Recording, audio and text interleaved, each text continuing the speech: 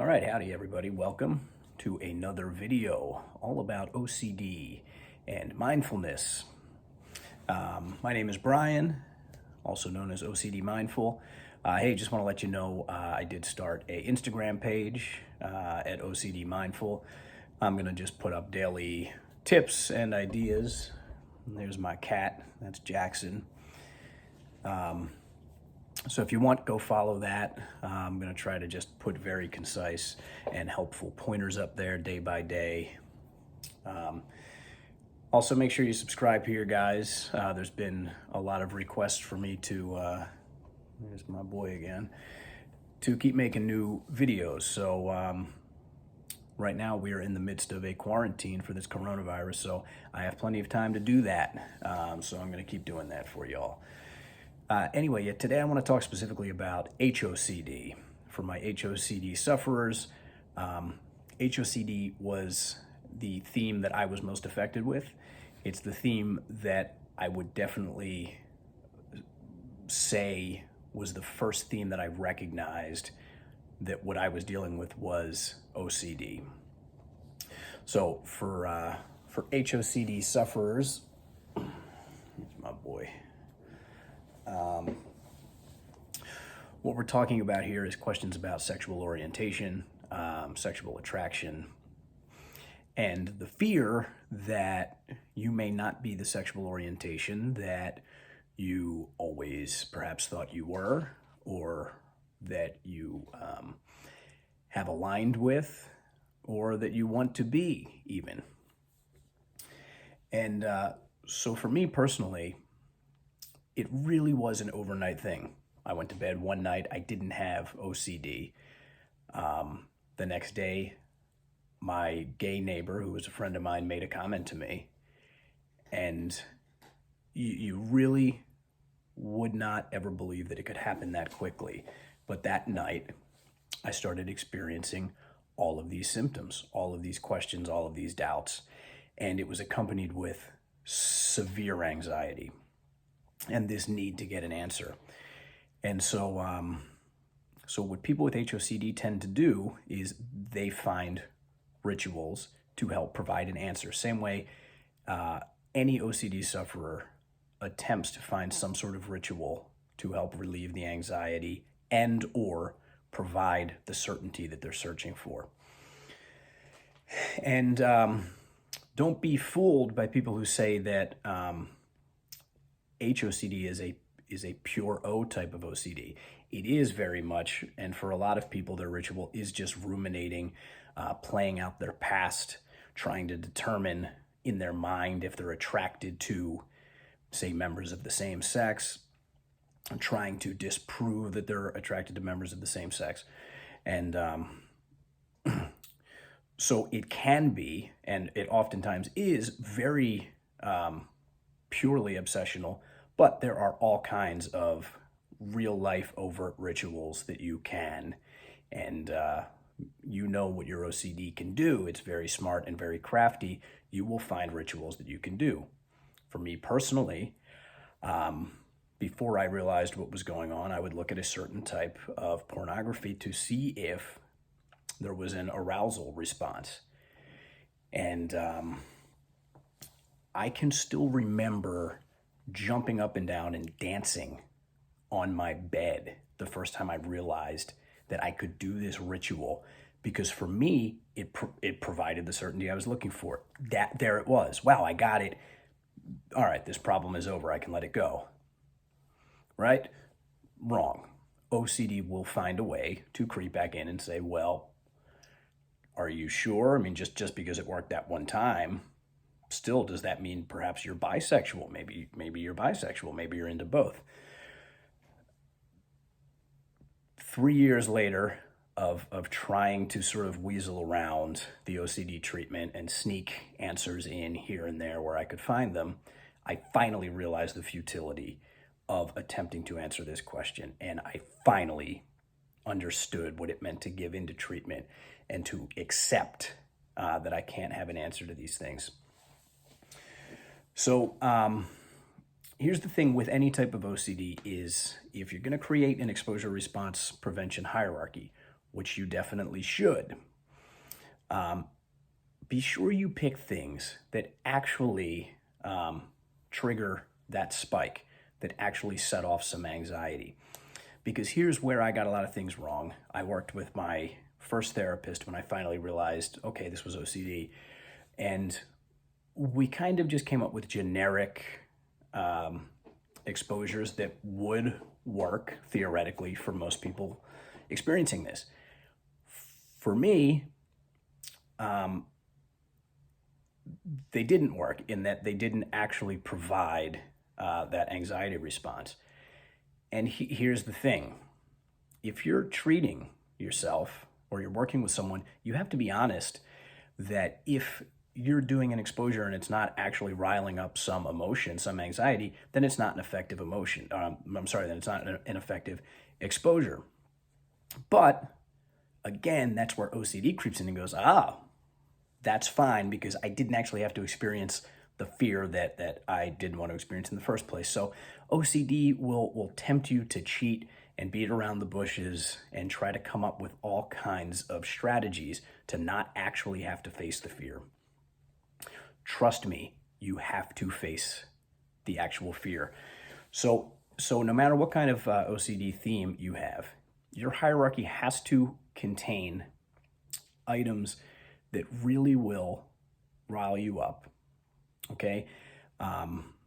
It's up to you how much you can take. You can either do a hierarchy of level 1, here's some anxiety. You work with that for however long till it's not producing anxiety anymore.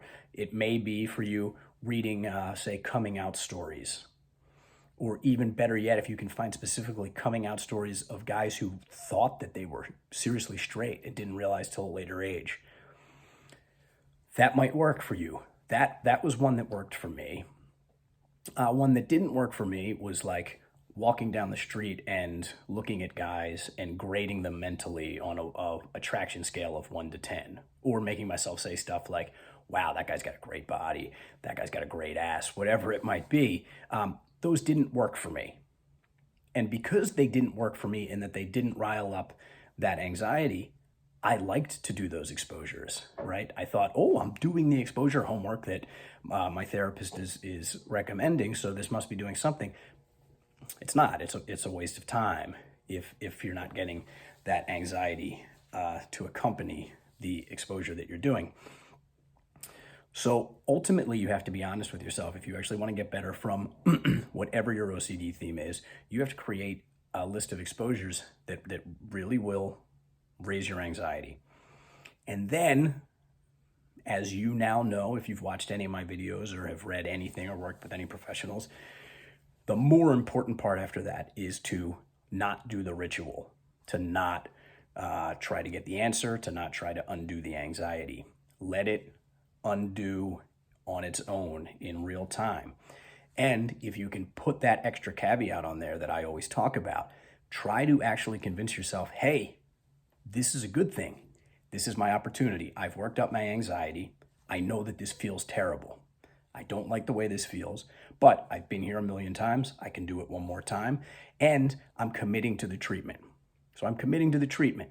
I'm committing to the fact that I can't get an answer. I don't expect to get an answer.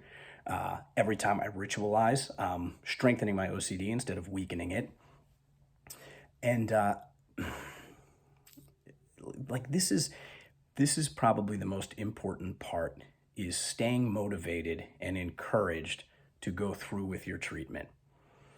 I can't tell you how many times I would do an exposure and I might be really good about it. I might avoid doing the ritual for a day or a week. I may not do it, and then I'm feeling good again, and then I do another exposure, and then I'd find ways to cheat. You find all these little ways to cheat. Your OCD is so smart. Your OCD, it's trying its best to protect you. It thinks it's doing the right thing, but it's not. So it will come up with every conceivable angle to rear its head and to undo itself. And this is where having knowledge about the treatment and about how OCD works is very helpful. But more helpful than having, you can have all the knowledge in the world. More helpful than having the knowledge is sticking with the program, sticking with the treatment. Again, I will always say 3 months. Make the decision right now that you're not going to get an answer for 3 months. You're not going to try to. Any accompanying anxiety, any spike that you deal with, turn it on its head and say, this is it. This is my opportunity. This is a good thing. So another important point about HOCD and all OCDs in general is a lot of people find great comfort in watching OCD videos, reading OCD articles, even talking to their therapist, because it's planning in their mind the reality that what they have is OCD, and therefore the threat isn't actually real. It's a strange thing in that it's ritualistic in and of itself. So, like, this is why, again, I put the 3-month thing on it. I spent years going to therapist, and looking back, I know that so much of the time it was like I just wanted to go sit in that office, because as long as I was there, I was naming this thing OCD. And that can be a real temptation. It really can be a ritual in and of itself. So it's something you have to be careful of. And so the point I'm trying to make here, I almost forgot, was just because you're treating something as OCD, and this is the truth, does not mean that the thing that you fear isn't actually true. These two things don't have to be mutually exclusive, right? Someone who, say, has fears that they have tendencies of murdering their kids in their sleep, deep down might really want to do that. Somebody who's having HOCD, you can have OCD and actually be wrong about your sexual orientation. You can have both things. So just because you have HOCD does not at all mean that you're not gay. Or if you are gay and you have straight OCD, does not mean that you are definitely gay. And I'm not just trying to sort of close the circle on the ability to ritualize in this matter. It is true. It is true. There are OCD sufferers who actually figure out that they were in fact not the sexual orientation that they thought they were. And a lot of times they actually get there by going through the treatment and getting to a point where it's not based on fear or emotion or anxiety anymore. It comes from a clear place. And with the practice of mindfulness meditation, it can come from a place of love and kindness and compassion to yourself and acceptance. But ultimately, the treatment is not at all about getting an answer. So it doesn't even matter. Doesn't even matter. You know, the ultimate goal with any OCD is for the person to say, I don't know, and I don't care anymore. Doesn't bother me. And I got there. I really got there. But it took so many years of failing and like trying to weasel around doing exposure response prevention the right way. And the mindfulness meditation certainly helped. It helped strengthen my ability to stick through the program. And it also helped just bolster my ability to handle anxiety. I believe that just sitting every day for however long in a seated meditation does just change something in your brain. It has the ability to make you less susceptible to drastic spikes in anxiety.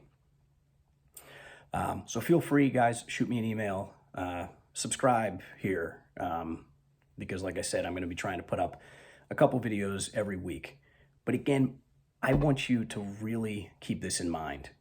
Watching 1,000 videos and trying to process and retain every little bit of wisdom about OCD treatment is nothing compared to actually having a treatment and going through it, right? Someone's going to get much more relief from not knowing any of the nuances and details about how OCD treatment works and just having a treatment plan and doing it than someone who reads every single book and talks to 10,000 different therapists So it's the behavioral aspect, changing your thoughts, changing your beliefs, and changing your behaviors that are actually going to help you overcome your OCD, and today your HOCD specifically.